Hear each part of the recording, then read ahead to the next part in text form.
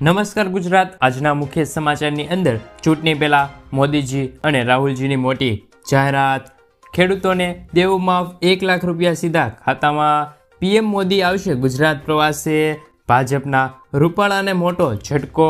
તો કૃષિ મંત્રીની જાહેરાત. કમોસમી વરસાદથી ભારે નુકસાન, ખેડૂતોના ખાતામાં આવશે પૈસા. ઈ શ્રમ કાર્ડ અને રેશન કાર્ડ સાથે આયુષ્માન કાર્ડ ફરજિયાત. દીકરીઓને 50,000 રૂપિયાની સહાય. ટૂંક સમયમાં જાહેર થશે રિઝલ્ટ. અને આજના સૌથી મોટા ખેડૂત સમાચાર. મિત્રો, દરેક સમાચાર, દરેક માહિતી જણાવું એ પહેલાં ગુજરાતના જે પણ મિત્રો ચેનલ પર જો નવા આવ્યા છે એ મિત્રોને ખાસ વિનંતી છે કે ચેનલને સબસ્ક્રાઈબ કરવાનું ભૂલતા નહીં. સાથે આજનો આ વિડીયો છે તેને અંત સુધી જોતા રહેજો. તો મિત્રો, અત્યારના તાજા સમાચારની અંદર વાત કરીએ તો મોદીજીની મોટી જાહેરાત. વડાપ્રધાન નરેન્દ્ર મોદીએ ગુરુવારે રાજસ્થાનમાં એક સભામાં નિવેદન આપ્યું હતું કે 25 કરોડ દેશવાસીઓને ગરીબીમાંથી બહાર લાવવાનું કામ કર્યું છે. ખેડૂતોને સમૃદ્ધ બનાવવા સતત કામ કરી રહી છે સરકાર. દેશના 10 કરોડ ખેડૂતોને પીએમ કિસાન સન્માન નિધિ યોજનાનો લાભ મળી રહેલો છે. કોરોના સમયે ખેડૂતોના પશુધનને મફતમાં રસીકરણ આપવાનું પણ કાર્ય કર્યું હતું. આ વખતે પણ ભાજપ 400 ને પાર લક્ષ્ય હાસિલ કરશે. મિત્રો, ત્યારબાદ જો વાત કરીએ તો રાહુલ ગાંધીએ પણ જાહેરાત કરી છે. રાજસ્થાનમાં કોંગ્રેસ નેતા રાહુલ ગાંધીએ સભા યોજી હતી. ગરીબ પરિવારોને દર મહિને 8,500 રૂપિયા આપવાની વાત કરી છે. જો કોંગ્રેસની સરકાર બનશે તો દેશમાં કોન્ટ્રાક્ટ સિસ્ટમ બંધ થઈ જશે. આર્મી સૈનિકોને ગેરંટી આપવાની પણ વાત કરી છે. તેમણે કહ્યું છે કે સરકાર તમારું ધ્યાન રાખશે. જો શહીદ થયા તો શહીદોના દરજ્જો પેન્શન આપવામાં પણ આવી જશે. મિત્રો, સમાચારની અંદર આગળ વાત કરીએ તો ઈ શ્રમ કાર્ડ અને રાશન કાર્ડને લઈને સમાચાર આવ્યા છે. ઈ શ્રમ કાર્ડ ધરાવતા શ્રમિકો પૈકી જે શ્રમિકો રાશન કાર્ડ ધરાવે છે તેઓ રાષ્ટ્રીય અન્ન સલામતી કાયદા 2013 હેઠળ અગ્રતા ધરાવતા કુટુંબોના NFSA લાભાર્થી તરીકે સમાવેશ કરવામાં આવશે. જો કે ઈ શ્રમ કાર્ડ સાથે રાશન કાર્ડ નંબર લિંક કરવો ફરજિયાત છે. જો ઈ શ્રમ કાર્ડ કઢાવતી વખતે રાશન કાર્ડ નંબર આપેલ નથી તો રાશન કાર્ડ સાથે લિંક કરવું પડશે. મિત્રો, સમાચારની અંદર આગળ વાત કરીએ તો ખેડૂતોનું દેવું માફ, 1 લાખ રૂપિયા બેંક ખાતામાં. આજના ખેડૂતો દેવામાં ડૂબેલા છે. ટૂંક સમયમાં વિધાનસભાની ચૂંટણી આવી રહી છે ત્યારે ખેડૂતોના દેવા ભારમાંથી મુક્તિ આપવા અથવા તો ખેડૂતોના દેવા માફમાં થોડી રાહત આપવા, જેમ કે મિત્રો દરેક ખેડૂતોના માથે મિનિમમ 2 લાખ રૂપિયાનું દેવું છે તો ખેડૂતોને 1 લાખ રૂપિયા સુધીનું દેવું માફ કરવાથી ખેડૂતોને થોડીક રાહત કરવામાં આવે તેવી ખેડૂતોની માંગણી પણ છે. મિત્રો, ખેડૂતોનું એવું પણ કહેવું છે કે જે પાર્ટી ખેડૂતોના દેવા માફ કરશે અને ખેડૂતોને દેવામાંથી રાહત આપશે અને ખેડૂતોના હિતમાં નિર્ણય લેશે તેને ખેડૂત વોટ આપીને જીતાડશે, પૂરેપૂરી કોશિશ કરશે. મિત્રો, એટલે કે હાલ જો ખેડૂતોનું દેવું માફ થાય તો નવી એક સરકાર પણ મળી શકે છે. મિત્રો, આગળના સમાચારની અંદર વાત કરીએ તો પીએમ મોદી આવશે ગુજરાતના પ્રવાસે. પ્રધાનમંત્રી નરેન્દ્ર મોદી ચૂંટણી પ્રચાર અર્થે ગુજરાતમાં આવશે. 19 તારીખ બાદ તેઓ ગુજરાતમાં ચૂંટણીના પ્રચારનો પ્રારંભ કરશે. ગુજરાતમાં 4 ઝોનમાં 6 થી વધુ જાહેર સભાઓ તેમના સંબોધન કરશે. એક દિવસમાં 2 સભા અને રોડ શો બાબતે વિચાર ચાલી રહ્યો છે. ગ્રામ્ય વિસ્તારોમાં સભાઓ અને શહેરી વિસ્તારોમાં રોડ શોનો આયોજન કરી શકે છે. જોકે તેમના પ્રવાસ અંગે સત્તાવાર જાહેરાત કરવામાં આવી નથી.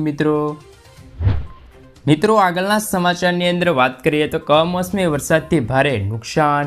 અચાનક આવેલા કમોસમી વરસાદના પગલે કપાસ, મકાઈ, તુવેર, ઘઉં જેવા ઊભા પાક તથા શાકભાજીને નુકસાનની ભીતિ સેવા રહી છે, જેને લઈને ખેડૂતોમાં ચિંતા જોવા મળે છે.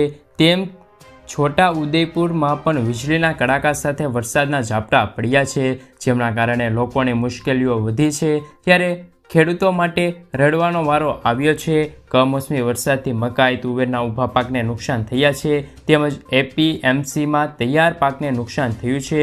નોંધનીય છે કે 11 અને 12 એપ્રિલ કમોસમી વરસાદની આગાહી હતી. તેમ છતાં ખેતીવાડી વિભાગે ખેડૂતોને અપીલ કરી હતી, જેમના કારણે માર્કેટયાર્ડમાં માલને તાડપત્રીથી ઢાંકવામાં અપીલ કરવામાં આવી હતી. તેમ છતાં અનાજની યોગ્ય રીતે જાળવણી કરવામાં આવી ન હતી તેવા દ્રશ્યો પણ સામે આવ્યા હતા મિત્રો, જેમના કારણે ખેડૂતોને પાક નુકસાન પણ થયું છે. મિત્રો સમાચારની અંદર આગળ વાત કરીએ તો ભાજપને મોટો ઝટકો, રૂપાલાને લઈને આવ્યા છે મહત્વના સમાચાર. પરસોત્તમ રૂપાલા સામે ક્ષત્રિય સમાજનું આંદોલન હજી યથાવત છે. તે દરમિયાન ભાજપના 100 કાર્યકરો કોંગ્રેસમાં જોડાયા છે. રૂપાલાએ ક્ષત્રિય સમાજનું અપમાન કરતા આ કાર્યક્રમોમાં તેમને કાર્યકરો છે તે ભાજપ છોડ્યું છે. છીપડી ગામના ભાજપના કાર્યકરો કોંગ્રેસમાં જોડાયા હતા. તેમને કોંગ્રેસના દેશ પ્રમુખ શક્તિસિંહ ગોહિલ ખેસ પહેરાવીને આવકાર્યા હતા. મિત્રો જણાવી દઈએ કે ક્ષત્રિયોના વિરોધ વચ્ચે રૂપાલા 19 એપ્રિલે ઉમેદવારી ફોર્મ ભરવાની જાહેરાત પણ કરશે.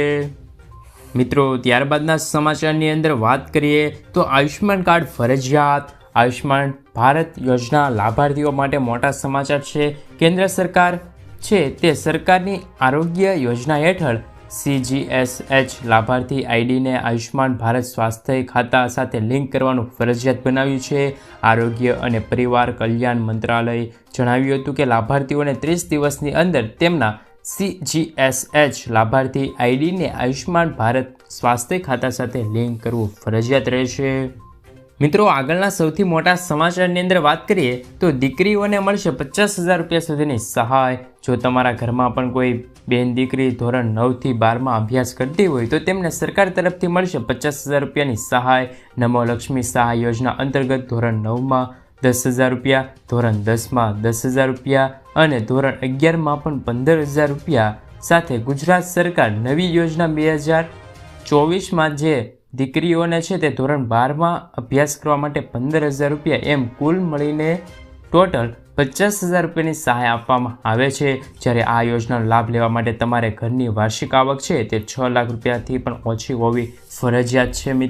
મિત્રો ત્યારબાદના સમાચારની અંદર વાત કરીએ તો કૃષિ મંત્રીની મોટી જાહેરાત. ઘાસચારાની બચત અને બગાડ અટકાવવા માટે ચાક કટર સહાય યોજના અમલમાં મૂકવામાં આવી છે. તેમની જાહેરાત કૃષિ મંત્રી રાઘવજીભાઈ પટેલે કરી છે. યોજના હેઠળ ઓછામાં ઓછા 5 પશુ ધરાવતા પશુપાલકોને 18,000 રૂપિયા સુધીની સહાય આપવામાં આવે છે. મંત્રીએ સ્પષ્ટતા કરતાં કહ્યું છે કે ઘાસચારાના નાના નાના ટુકડા કરીને પશુઓને નિરણ કરવામાં આવે તો ઘાસચારાનો બગાડ અટકાવી શકાય છે. મંત્રીએ યોજનાના સહાય ધોરણો વિશે જણાવ્યું હતું કે ઓછામાં ઓછા 5 પશુ ધરાવતા પશુપાલકોને 18,000 રૂપિયા સુધીની સહાય મળવાપાત્ર રહેશે. મિત્રો આગળના સમાચારની અંદર વાત કરીએ તો રિક્ષા ખરીદવા માટે 48,000 રૂપિયાની સહાય. સમાચાર રિક્ષા ખરીદવા માટે મિત્રો હવે તમને 48,000 રૂપિયાની સહાય સરકાર આપશે. જે મિત્રો રિક્ષા ખરીદવા માંગતા હોય એમના માટે સૌથી મોટી જાહેરાત કરવામાં આવી છે. પરંતુ આ રિક્ષા મિત્રો ઇલેક્ટ્રિક રિક્ષા હશે. જે લોકો ઇલેક્ટ્રિક રિક્ષા ખરીદવી હોય તો તેમના માટે મોટી જાહેરાત કરવામાં આવી છે. ગુજરાત સરકાર દ્વારા પેટ્રોલ અને પર્યાવરણના પ્રદૂષણને બચાવવા માટે ઇલેક્ટ્રિક વાહનને પ્રોત્સાહન મળે તે માટે મિત્રો નવી યોજનાની શરૂઆત કરી છે.